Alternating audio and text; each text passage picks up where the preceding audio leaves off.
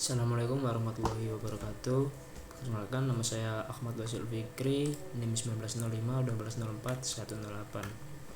Di sini saya akan menggambarkan simulasi tentang sebuah kantor manufaktur kayu yang di dekat rumah saya, yaitu yang memiliki direktur, manajer, sekretaris, bendahara, dan staf. Untuk stafnya ini akan bertambah terus, jadi tidak hanya seperti manajer, sekretaris, dan bendahara yang akan berganti-gantian, tetapi hanya memiliki tiga orang aja. Tapi untuk staf bisa menambah, bisa 5 atau 10. Makanya saya kasih sebuah switch di sini, jaga-jaga untuk port routernya tidak cukup. Ya, ini gambarannya ada 4 buah PC, 1 server, dan 1 switch. Dan untuk perwakilannya ini saya cuma menggunakan 1 staff, yaitu 1 PC. Untuk PC direktur, manajer, sekretaris, bendahara, dan staff ini menggunakan Windows XP, dan untuk servernya sendiri menggunakan Windows 7. Kita langsung saja masuk ke dalam konfigurasi IP-nya atau setting mikrotik. Sini saya masuk ke server. Sebelum setting mikrotik kita lihat dulu apakah IP-nya sudah terisi. Kita masuk properties, masuk ini. Untuk IP-nya sendiri saya mengisikan 108.1.2.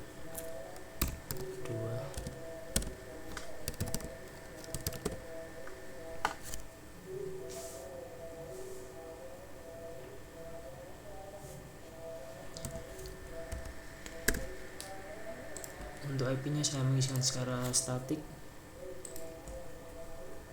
seperti juga halnya dengan manajer, sekretaris, bendahara, dan direktur. Saya mengisikannya dengan statik. Untuk ininya nanti saya jelaskan setelah masuk mikrotik. Setelah mengisi semua IP dari manajer, direktur, dan sekretaris, bendahara, kita langsung saja masuk ke mikrotiknya. Kita masuk ke address, connect. Ya. Setelah itu kita masuk ke IP address. Nah, untuk masukkan di sini kita masukkan gateway dari masing-masing IP yang kita buat tadi untuk setiap PC-nya. Misalkan tadi static, dan yang IP gateway-nya di server ini mendapatkan IP. Saya bikin IP dengan gateway ini 192.168.1.3 untuk gateway-nya. Dan untuk apa lainnya juga seperti ini. Dan jangan lupa untuk mencocokkan dengan ethernetnya.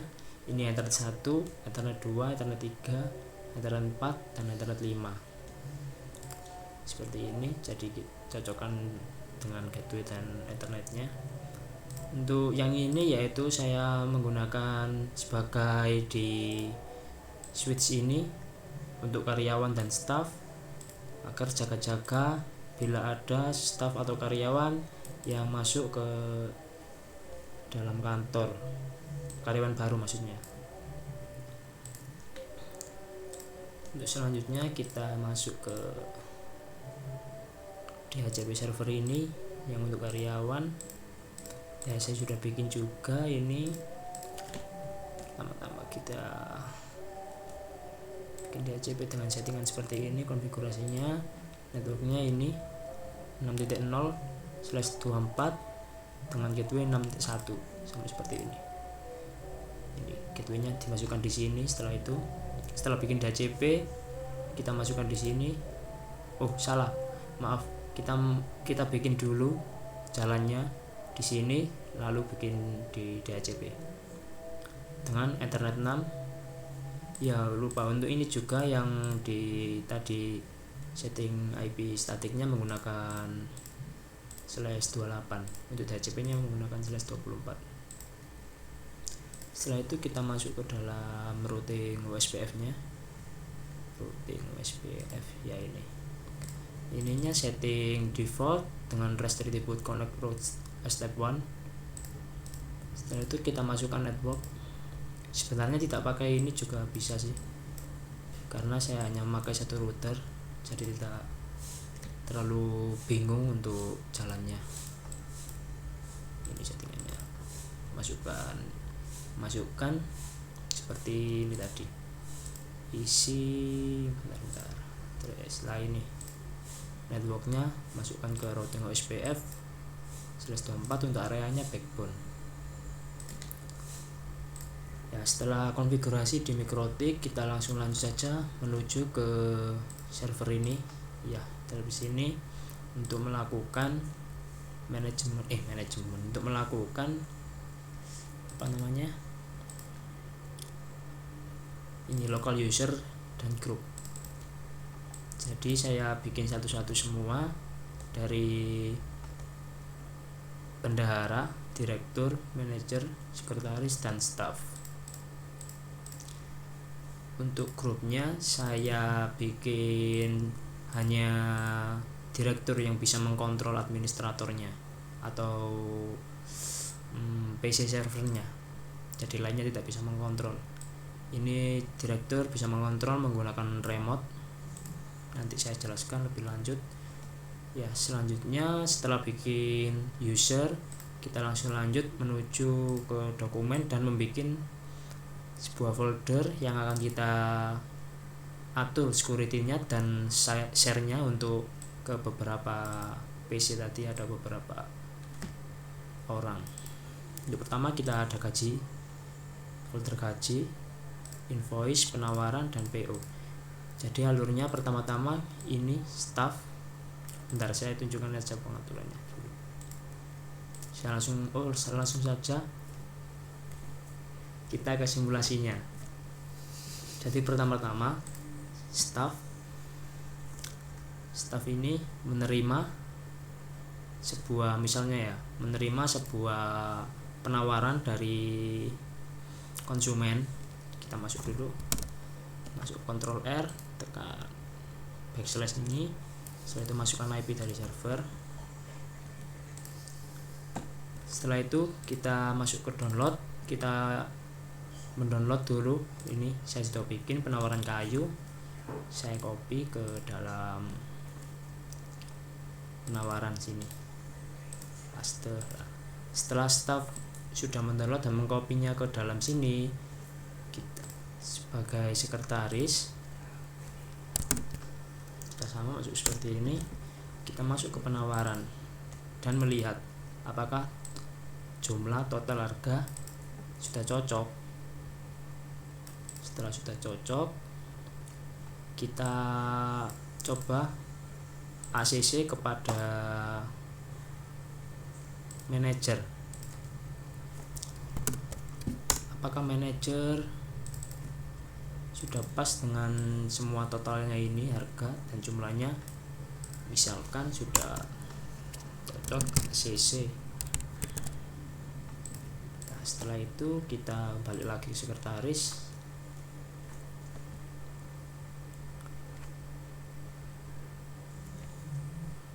Masuk ke penawaran lah, ini sudah ter ACC oleh manajer. Setelah itu kita langsung masuk ke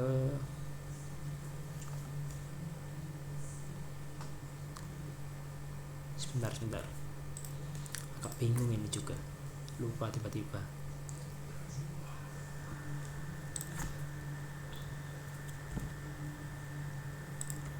Oh iya, sebentar.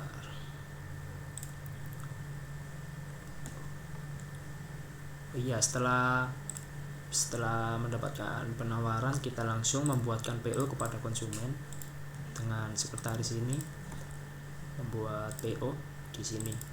Ya, ini ibaratnya sebuah Word, kita PO. Oke, jadi cuma sekretaris yang bisa bikin di sini, sama aksesnya dengan manajer dan direktur. Kita ini bikin misalnya PO Ayu, jumlahnya, total, dan harga. Ini PO nya kita save. Setelah itu, setelah PO jadi, kita kirim ke konsumen. Misalnya setelah konsumen mendapatkan PO, dia akan mengerjakan, dan setelah mengirim dia akan mengirimkan invoice. Kita balik lagi ke staff, karena staff sama direktur yang bisa mengakses folder downloadnya ini. Untuk security lainnya tidak bisa ya. Sama PO untuk penawaran staff juga bisa kasih.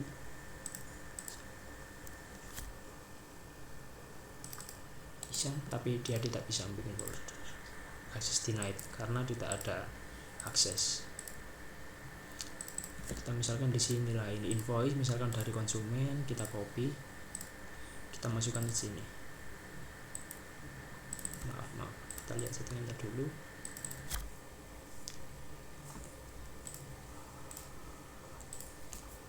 Untuk invoice ini kita lihat untuk settingan. Staffnya belum ada ya di sini. Kita masukkan dulu. Nah, ini settingannya.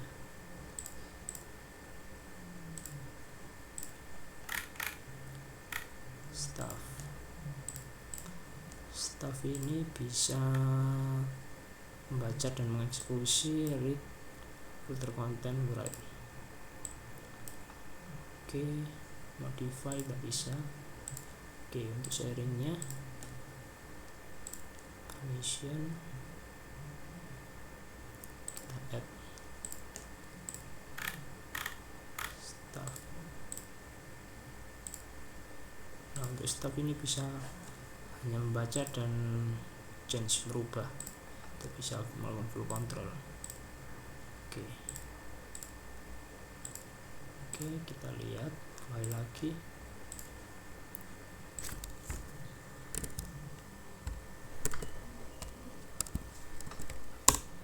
Masuk ke invoice. Nah, ini kita kopikan dulu ini tadi. Setelah masuk invoice, kita pastekan di sini. Nah, ini setelah mendapatkan ini, dia akan mengkonfirmasi ke sekretaris. Nah, ini sekretaris. Setelah menjalankan invoice, nah, dia akan mengkonfirmasi kepada bendahara, dan bendahara akan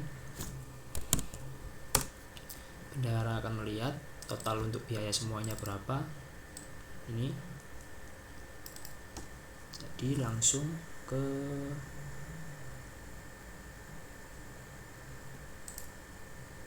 dia akan mengecek biaya uang masuk dan uang keluarnya untuk dilaporkan nanti kepada manajer atau direktur juga bisa. Dan bendahara juga bisa menggaji karyawan. Misalkan di sini gaji, dia juga bisa mengedit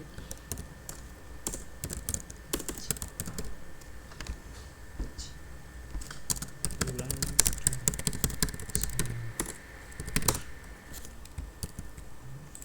Nah, ini setelah itu apa manajer bisa juga melihat.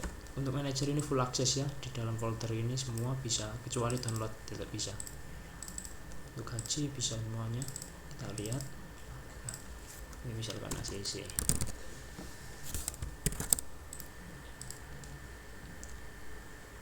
baru bendahara bisa memberikan invoice, ACC invoice kepada konsumen tadi. Ini semuanya. Invoice gaji kepada karyawan maksudnya. Ini mungkin seperti itu alurnya. Untuk skema ini memang agak ribet, saya juga kadang belibet, bingung.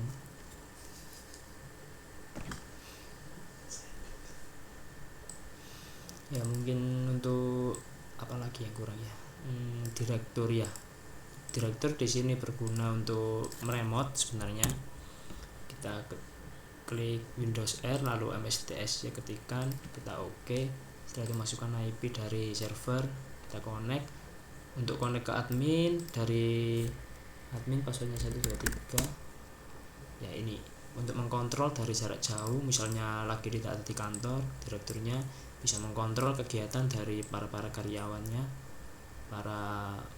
dari manajer, bendahara, dan sekretaris, bisa mengkontrol semuanya dari sini. Untuk yang di komputer PC servernya, dia akan otomatis ke log off ya, seperti itu.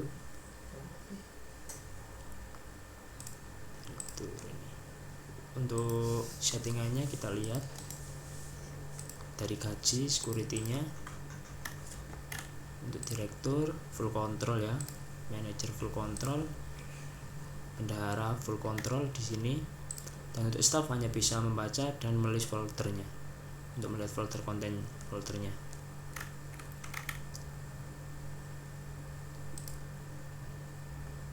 Untuk sharingnya kita lihat direktur full control, manager full control, sekretaris hanya membaca, PDH, ini bendahara bisa merubah teks atau merubah sinyalati, dan staff hanya bisa melihat. Untuk yang invoice, direktur sama manajer ini mendapatkan full access di semuanya, di semua folder ini. Dan sekretarisnya tidak melakukan full control tapi mendapatkan hampir modify, read and execute, clear further content, read dan write. Untuk PDH seperti ini. Staff, admin. Untuk penawaran, direkturnya, ini maaf saya ubah dulu, ini ada kesalahan. Direktur mendapatkan full control dan manager. Sekretarisnya, karena dia membuat penawaran, dia mendapatkan hampir full control, yaitu bisa merubah, memodif. Untuk staffnya juga. Untuk PO, manager dan direktur mendapatkan full control sama. Sekretaris modify, staff hanya bisa read, execute, clear further content, read dan write. Ya mungkin untuk semuanya dari awal mungkin seperti itu saja. Apabila ada salah kata atau kurang berkenannya kata-kata dari saya, mohon dimaafkan. Assalamualaikum warahmatullahi wabarakatuh.